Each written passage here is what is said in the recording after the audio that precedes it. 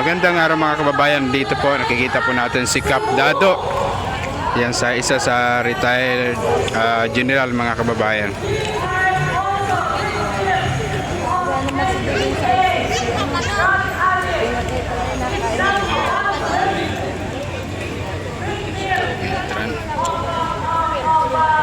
Kain nyo, sinanag, ayaw magbilang.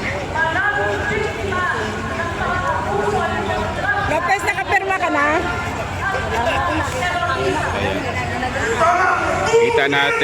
Nakita natin dito mga kababayan si Cap Dado, isa po sa retired general.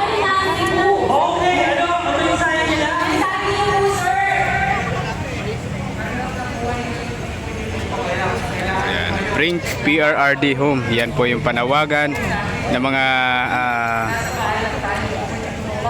nagmamahal, no, kaya Tatay Digong.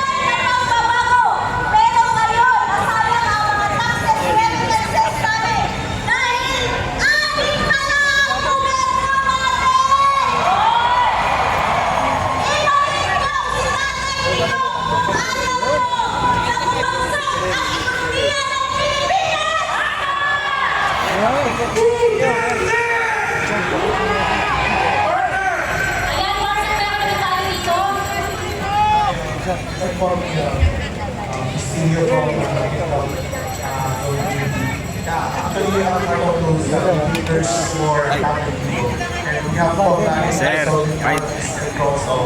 Katungkwet and mga bangang loyalista. Okay. Marcus Day, this will be the first day of their record. Marcus Day, this will be the end of the regime.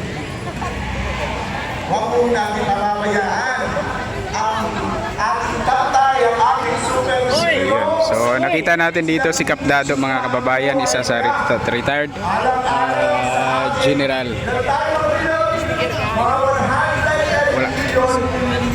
Wala. All around the world. Okay. I represent my Maranao and I would like to thank Tatay Digong for the last 50 days to our fatherland in Malawi City and Davao for giving us Ganito kadami mga kababayan ang nagmamahal kay Tatay Digong, no, na pinapanawagan na ibalik na, no, si Tatay Digong dito sa Pilipinas. Nakakaawa, may sakit yung former president natin, no, si Tatay Digong, na kailangan din makapagpahinga muna.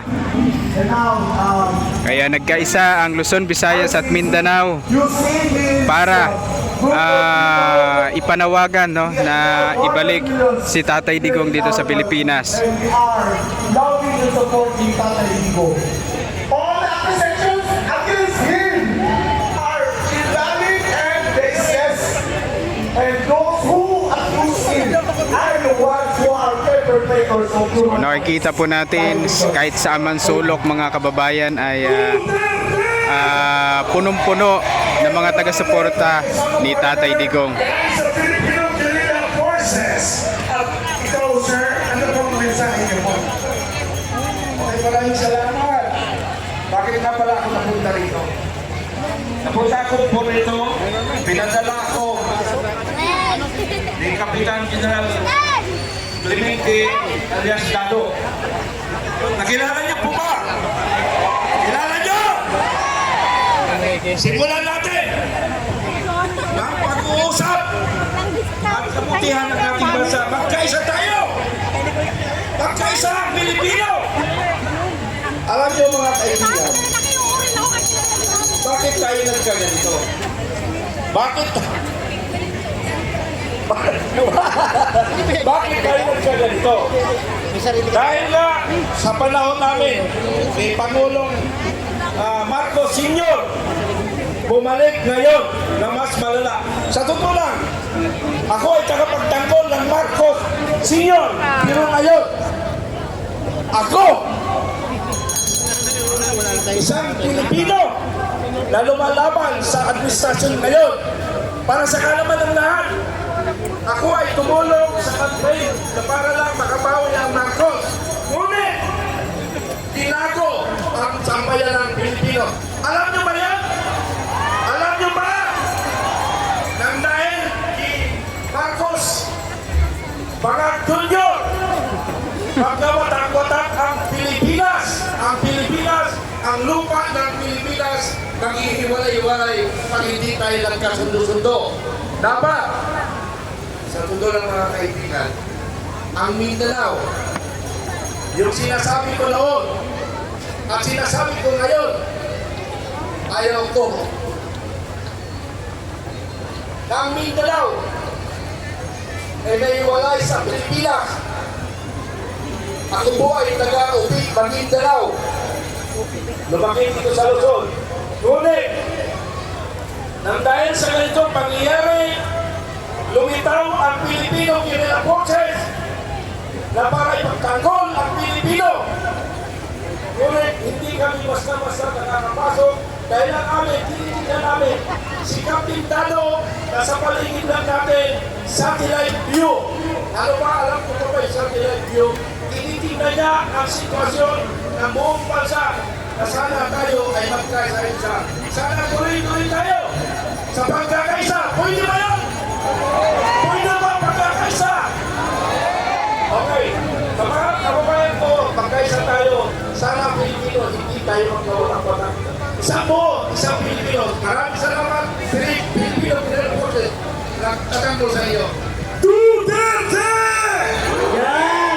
So, narinig na natin syempre muli ang kanilang mga saloobin. Maya-maya, pakikinggan po natin muli ang inyong mga sasabihin dahil mahaba pa naman po ang ating programa. Pero ngayon, mga kaibigan, syempre, para pahubain ulit ang ating mga nararamdaman at para tayo na ngayon magsaya at magdiwa. Ladies and gentlemen, ito na, hindi na natin kailangan pang intro ko dahil alam naman natin at iniibig natin. Bakit?